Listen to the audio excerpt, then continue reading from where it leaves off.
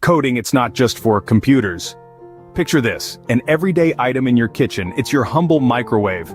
You might not think it's high-tech, but surprise, it's powered by intricate coding that controls everything from cooking times to power levels. Now, isn't that something? Your quick popcorn snack, the reheated coffee, or the perfectly cooked frozen pizza, all are products of code.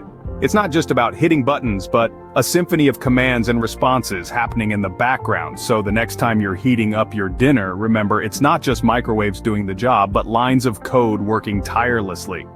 Who knew coding was so microwavable? Stay curious and you'll discover coding in the most unexpected places.